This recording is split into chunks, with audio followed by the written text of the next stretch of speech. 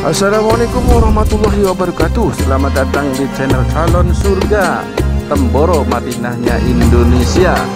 Jangan lupa subscribe, like, dan share. Pencet tombol loncengnya supaya Anda mendapatkan video tentang informasi Temboro selanjutnya. Terima kasih. Nabi Sa'id Anna nasan, sungguhnya segolongan manusia, min ashabin Nabi sallallahu alaihi wasallam, dari sahabat-sahabatnya baginda sallallahu alaihi wasallam, marru bihayyin, mereka melewati suatu perkampungan, minal arabi, dari orang-orang Arab. Falam yakruhum, maka mereka tidak menjamu sahabat-sahabatnya Nabi. Falam yudayifuhum, dan mereka tidak menerima sahabat-sahabatnya baginda Nabi sebagai tamu. Fashtaka, lalu sakit, sayyiduhum, pimpinan orang yang di kampung itu. Fatauna, mereka mendatangi kami. Faqalu, lalu mereka berkata, hal indakum dawa, apakah di sisi kalian ada obat? Qulna, kami menjawab, naam, ya. Walakinakum, akan tetapi kalian, lam takruna, kalian tidak menjamu kami. Walam tudoyifuna, dan kalian tidak menerima kami. Fala naf'aluka, kami tidak akan berbuat, hatta taj'alu, sehingga kalian memberikan, lana, untuk kami, ju'lan, suatu imbalan. Faja'alu, maka mereka memberikan, ala dalika, untuk imbalan mengoti, qotiman min ghanamin, sekumpulan dari kambing. Faja'ala, maka mulailah, rajulun minna, seorang laki-laki dari kami, yaqra'u, membaca, alaihi, atas pimpinan mereka, bi fatihatil kitab, surah Fatihah. Baro'a, maka sembuhlah pimpinan mereka. Fabaro'a, maka langsung sembuhlah pimpinan mereka itu. Fabaro'a, maka langsung sembuhlah pimpinan mereka. Dalam riwayat sebelumnya bacanya 7 kali. Dalam riwayat sebelumnya Fatihatul Kitab alias surat Fatihah itu diungkapkan dengan kata-kata alhamdulillah, membaca alhamdulillah 7 kali. Maka dari situlah dalam mazhab Syafi'i hadis-hadis yang menceritakan sahnya sholat adalah dengan baca alhamdulillah, maksudnya surat Fatihah. Tidak terus ditafsiri alhamdulillah, alhamdulillah saja, tetap ada ayat selepasnya dan ada tuh ayat sebelumnya, yaitu bismillahirrahmanirrahim, sebagaimana penafsiran ini dikuatkan oleh hadisnya Ummu Salamah bahwa Nabi kalau ngimami jahar terdengar beliau membaca bismillahirrahmanirrahim. Dikuatkan lagi oleh penulisan Al-Quran dengan Rasm Utsmani, yang mana semua tulisannya namanya Al-Fatihah itu bismillahirrahmanirrahim, berbeda dengan bismillah di surat-surat selepasnya, kecuali surat An-Naml, itu bismillah itu dibunderi menjadi nomor salah satu ayatnya Al-Fatihah. Nah, ke dalam urusan ini banyak ulama, bahkan sebagian ulama Hanafi termasuk yang masyhur Syekh Ahmad Al-Faruqi, mereka nganggep pandangan cara baca surat Al-Fatihah itu baik pun di dalam sholat ataupun di luar sholat itu bukan haknya fuqaha, itu adalah haknya para qurra yang dapat sanad dari Rasulullah SAW, semuanya ada milahnya. Maka kalau para fuqaha bahas, sebetulnya harus tanya pada qurra gitu. Harus tanya pada katabatul Quran. Maka yang ini secara pandangan mazhab Syafi'i yang paling kuat, namanya baca Fatihah itu ya dengan bismillahnya. Wallahu a'lam. Nggih. Falam atainan Nabiya sallallahu alaihi wasallam, ketika kami mendatangi baginda Nabi, zakarna, kami menceritakan, dzalika, kejadian itu, lahu, kepada baginda Nabi. Qala, baginda Nabi bersabda, wa ma yuka annaha ruqyah, wa ma yudrika, apa yang menjadikanmu tahu, annaha, sesungguhnya Fatihah, ruqyatun, doa kesembuhan. Dari sini menunjukkan bahwa untuk menggunakan ayat-ayat Quran untuk satu keperluan, doa atau hajat apa, itu tidak selalu harus ada keterangan langsung dari Rasulullah SAW, baik pun oleh Nabi dari Quran atau hadis. dalil-dalil umum bahwa Allah memerintahkan ud'uni, memerintahkan untuk doa, maka kalau ayat-ayat Al-Quran digunakan untuk doa, yang ayat itu, aturan itu tidak pernah dimangkulkan dari Nabi digunakan untuk doa, itu tidak menyalahi, tidak salah. Karena sebagian ulama yang ahlinya melihat ayat ini mengandungi unsur doa, ayat inilah untuk dipanjatkan oleh Allah dengan niat doa dan seterusnya. Nah, kadang-kadang orang yang tergesa-gesa menyalah-nyalahkan, ini Hizib Nawawi, Hizib Bahar, Hizib Nasr, ini dalilnya apa? Justru kamu ngelang itu loh, dalilnya apa? Wong firman Allah ud'uni itu begitu luas, kok kamu batas-batasi dengan harus persis dengan apa yang diajarkan Nabi, yang ada teksnya, padahal ajaran Nabi itu ada yang dalil-dalil umum. Maka pahamilah ajaran Nabi itu yang dalil khususnya dan dalil umumnya. Maka bermunculanlah doanya para sahabat, sebagaimana kita lihat dalam kitab-kitab Hayatus Sahabat, kitab-kitab Al-Ad'iyah. Nanti ada sahabat-sahabat doa dengan seperti dalam sunat bai'ah, doa-doa dengan doa-doa atau nyusun zikir-zikir yang nggak pernah diajarkan Nabi yang seperti itu. Tapi sebetulnya yang dia ungkapkan itu adalah bagian dari yang diarahkan Nabi, bahkan bagian dari yang dibawa Nabi. Seperti surat Al-Fatihah ini penggunaannya menggunakan perkara yang dibawa Nabi, Fatihatul Kitab, Ummul Quran. Begitu digunakan sampai pada Nabi, Nabi menyetujuinya. La ilaha illallah. Maka ada ayat ini dianggap ini layak untuk mahabbah, layak untuk ini. Itu kenapa? Ya, itulah ilham yang diilhamkan kepada sebagian ulama. Nggih. Walam yadkur, dan rawi tidak menyebutkan nahyan larangan minhu dari Nabi. Wa qala, dan baginda Nabi bersabda, kulu maklah wadribu, dan sisihkanlah oleh kalian, li untukku, ma'akum bersama kalian, bisahmin satu bagian. Allah, jadi nyuwuk itu termasuk rizki yang sangat bersih. Nah, hasil nyuwuk, hasil ngeruqyah. Nggih. Qala Abu Isa, hadza haditsun sahih wa hadza sahhu min haditsil A'mash an Ja'far bin Iyasin. Wa kadza rawahu wahid hadzal hadits an Abi Bishrin Ja'far bin Abi Wahsyiyah an Abil Mutawakkil an Abi Sa'id wa Ja'far bin Iyasin wa Ja'far bin Abi Wahsyiyah.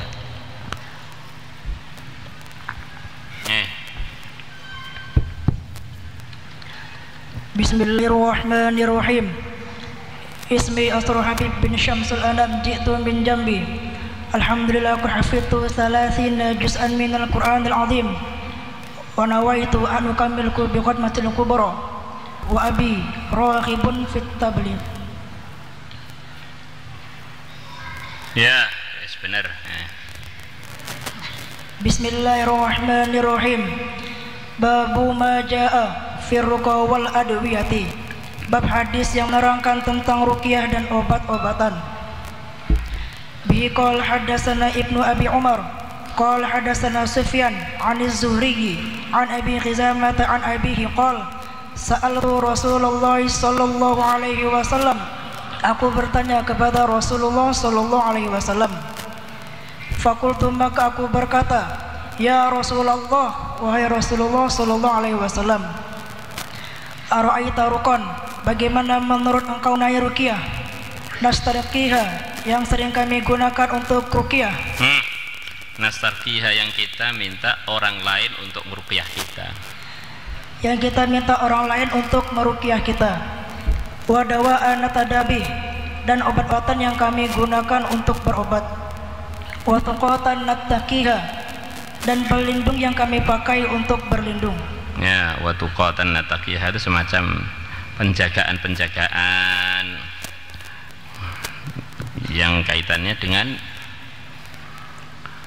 biar nggak terkena madorot, seperti umpamanya menjauhi makanan yang terlalu manis, jauhi makanan terlalu kental, minuman, yang berminyak-minyak itu termasuk diantara maksudnya tuqatan nattaqiha, perlindungan-perlindungan yang kita gunakan. Bisa juga tuqah itu kaitannya dengan zahir, pakai baju anti peluru, anti bacok, kemudian kayak mobil kacanya kalau ditembak nggak mempan, namanya tuqatan nattaqiha. Dan banyak mobil yang beredar yang mobil-mobilnya presiden kan nggak mempan ditembak katanya, belum dicoba juga. Terus apa itu Mercy yang S500 sampai ke atasnya S500, S600 jenisnya itu standarnya dibuat memang tidak mempan ditembak. Nggih. Hal taruddu min qadarillahi syai'an, apakah hal itu menolak suatu takdirnya Allah Subhanahu wa taala? Qal, beliau bersabda, hiya min qadarillah, itu termasuk takdirnya Allah. Allah Akbar. Suwo mantra pengobatan perlindungan yang kita kerjakan itu apa bisa menolak takdir? Apa bisa menolak sesuatu dari takdir? Apa sabda Nabi? Semuanya itu takdir. Semuanya itu takdir. Orang bisa pengen punya baju anti peluru, orang kok bisa pengen diruqyah, orang kok bisa pengen berobat, itu kok bisa pengen itu dari mana? Dari gaib itu dari mana? Dari Allah. Akhirnya begitu. Kalau Allah berkehendak, ya itu bersamaan dengan takdirnya dia selamat, dia sembuh. Kalau Allah berkehendak, yaitu makhluk-makhluk itu nggak ada manfaatnya. Ada dalam perang dunia kedua ada orang Jepang, siapa namanya rupanya, jenderal Jepang yang mengkalang-kabutkan musuh-musuhnya seluruh dunia waktu itu. Sangat sulit untuk dilihat aja, sangat sulit, mungkin kuatnya keamanan pada dia. Sebetulnya bentuknya orangnya seperti apa, terus dia ini tempatnya di mana itu nggak kelihatan, karena selalu seperti semut itu kalau keluar dilindungi orang. Sampai sekian tahun belum ditemukan celah bagaimana untuk membunuh dia. Akhirnya diteliti, terus intelijen meneliti dia. Akhirnya ditemukan dia ini punya kebiasaan setiap tinggal di tempat malam menjelang subuh jam 3-an pagi, dia ini punya kebiasaan membuka jendela, kemudian dia menghirup nafas 3 kali hirupan. Jadi sebentar ya, tidak sampai 1 menit, 3 kali gitu. Oh, akhirnya orang itu nggak pernah kelihatan. Akhirnya ketahuan dia nginep di satu tempat. Akhirnya sniper telah disiapkan, jam 3 malam itu pasti dia menghirup napas, buka jendela beberapa detik itu. Ya, snipernya sudah siap, punyanya musuh-musuh dia. Begitu dia buka jendela langsung mati. La ilaha illallah. Ini cerita.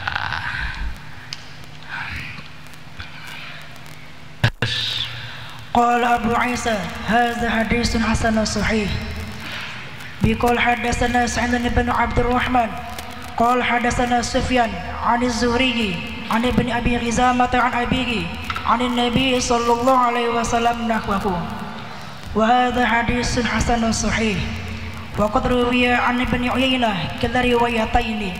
Wa qala ba'dhum 'an Abi Ghizamah 'an abihi wa qala ba'dhum 'an ibn Abi Ghizamah 'an abihi wa qala ba'dhum 'an Abi Ghizamah wa qad rawa khairu bin Uyainah هذا الحديث عن الزهري عن أبي غزامة عن أبيك وهذا الأصح ولا نعرفه أبي غزامة عن أبيك خير هذا الحديث.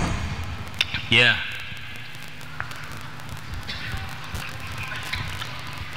Bismillahirrahmanirrahim. Ismi Abdurrahman ibnu Zainuddin, ji'tu min Bengkulu. Alhamdulillah qad hafidhu 11 juz'an min al-Qur'anil Karim wa nawaitu an ukammilahu. Walhamdulillah abi qad kharaja fi sabilillah.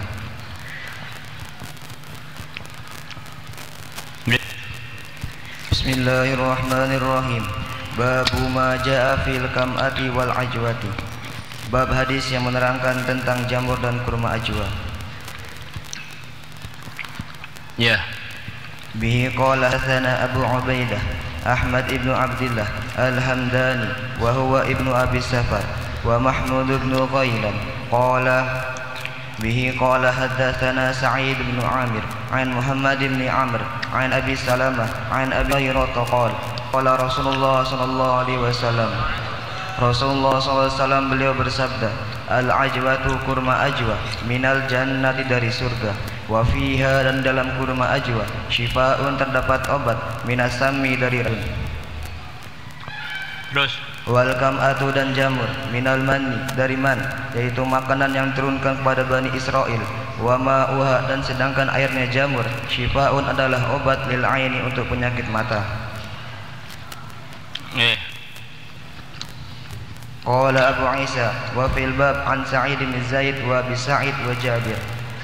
Jadi jenis kurma di negeri-negeri Arab itu beratus-ratus jenis. Termasuk jenisnya adalah kurma ajwah. Nah, kurma ajwah disebutkan dalam kitab An-Nihayah bahwa itu termasuk kurma yang ditanam Nabi, yang pernah ditanam Nabi. Kalau ada orang yang bertanya apakah sebelum ditanam Nabi jenis itu enggak ada, nah itu kita enggak berani jawab. Yang jelas itu termasuk yang pernah ditanam Nabi. Jenis itu yang pernah ditanam Nabi, termasuk kurma sampai memang lezat kalau masih segar dari pohonnya, itu memang termasuk paling lezat. Itu ada hadis-hadis khusus dalam Bukhari, dalam Tirmidzi dan lain mengenai fadilah kurma ajwa. Di antaranya kalau orang makan kurma ajwah pagi hari 7 butir, hari itu dia akan selamat dari racun dan bahkan dari sihir. Jadi ada makanan yang nolak santet, ya, Masya Allah, ada makanan yang nolak santet, yaitu kurma ajwah itu. Kemudian Nabi bersabda, al-ajwatu minal jannah, kurma ajwah adalah dari surga. Itu maksudnya bagaimana? Yang paling mudah dimaknai ala hakikatih, memang dari surga. Wong manusia ini juga dari surga. Kemudian umpama sebagian dari surga diletakkan di dunia, itu juga enggak aneh. Wong manusia sendiri juga dari surga. Hajar Aswad dari surga, Zam-Zam dari surga, kemudian Sungai Nil dari surga, Furat dari surga. Nah, apalagi Taif itu sebagian riwayat juga dari surga. Kemudian raudhahnya Nabi dari surga. Ya memang ala hakikati. Karena sampai dunia ya ada perubahan, tidak selezat ajwah yang asli surga tentu saja. Seperti manusia sampai ke dunia ini ada perubahan. Dulu kakek-kakeknya, neneknya waktu di surga ganteng, sampai dunia, apalagi sampai Indonesia, sampai Jawa, sampai Ambon, jadi bentuknya aneh-aneh. Ini dari surga semua, tapi kena pengaruh dunia ini beda. Di antara maksudnya ajwatu minal jannah, di antara yang paling mudah kita pahami begitu itu. Wa fiha syifa'un nasam, dalam ajwah itu ada pengobatan dari racun. Maka orang-orang ahli kesehatan selalu mengatakan di antara yang membahayakan kesehatan itu adalah racun yang masuk dalam tubuh melalui minuman yang enggak sehat, atau makanan enggak sehat, atau udara yang enggak sehat. Maka perlu ada detox, ada usaha mengeluarkan racun. Di antaranya adalah dengan minum, dengan makan ajwah. Di antaranya sebagaimana yang telah lalu adalah dengan memencretkan perut. Di antara yang telah lalu adalah dengan gurah. Di antara yang telah lalu adalah dengan hijamah. Di antara yang telah lalu adalah dengan al-fasdu, macam-macam. Kita ini perlu ada perawatan tubuh namanya mengeluarkan racun. Lah maka benar-benar orang itu pintar kalau tiap hari masukkan racun, rokok terus. Jangan pintar banget itu. Nah, Masya Allah, pintar ngeracuni dirinya. Wal kam'atu minal man, Allah telah ceritakan dalam Al-Quran bahwa beliau memberikan anugerah kepada Bani Israel selama 40 tahunan. Ketika mereka di Sahara, beri baju gratis, dan diberi makanan gratis, yaitu manna dan salwa, tanpa perlu mereka kerja. Alman itu seperti apa bentuknya? Banyak riwayat dalam riwayat tafsir itu, diantara bentuknya yang dinukilkan adalah bentuknya seperti getahnya pohon, dan itulah yang sekarang dijual seluruh dunia. Man yang disebutkan dalam Taurat, Injil, Zabur, Quran itu masih ada di negeri-negeri dunia ini, termasuk di negeri-negeri Sudan, itu namanya alman. Tapi untuk Bani Israel itu nggak perlu nyari, langsung datang di pohon-pohon di Sahara itu, langsung tinggal ngambil, atau bahkan berjatuhan tinggal ngambil, yang sangat banyak manfaat. Beberapa tahun yang lalu saya diberi hadiah man itu, dan di Malaysia juga banyak jual alman, manna. Katanya kalau minum 1 sendok teh itu seperti gizinya itu seperti makan buah 50 apa 500 gitu. Banyak sekali gizinya. Manna dan burung salwa. Nah, al-kam'ah ini adalah jenis jamur yang mesti termasuk jenis kam'ah, dan orang sana juga namakan kam'ah adalah jenis jamur yang setiap musim tertentu muncul di pinggiran sepanjang sungai Nil, yang itu dipastikan namanya jamur kan ada airnya. Lah airnya itu bermanfaat untuk ngobati mata. Kenapa kok sabdakan Nabi termasuk man? Di antara sebabnya ada kesamaan, yaitu sama-sama manfaat untuk kesehatan dan sama-sama tidak perlu usaha pertanian kam'ah, tidak perlu, sudah muncul sendiri waktunya. Lah kalau jamur di negeri kita yang ketika musim hujan itu muncul di sawah-sawah itu gimana? Apakah airnya manfaat? Nah, itu asalkan yang sudah diketahui nggak berbahaya, maka itu termasuk alman, termasuk rizki mirip-mirip yang diberikan Bani Israel, nggak perlu kerja, nggak perlu punya sawah, munculan biar kita makan. Lah mengenai airnya kam'ah ala Indonesia, ala ASEAN ini manfaat apa enggak perlu diteliti lagi, jangan-jangan airnya malah burekkan mata. Itu maka ngartikannya harus super hati-hati. Kalau di negeri Indonesia yang diantara airnya pepohonan yang manfaat untuk mata adalah itu sejenis pepohonan namanya apa? Kitolot. Nah, bentuknya ya seperti bunga begitu. Lah itu airnya itu manfaat untuk membersihkan mata, melindungi mata. Ma'uha syifaun ain, dan airnya jamur kam'ah yang tumbuh di negeri-negeri Arab itu manfaat untuk air, untuk mata. Untuk di negeri kita perlu diteliti dulu. Wallahu a'lam. Salatullah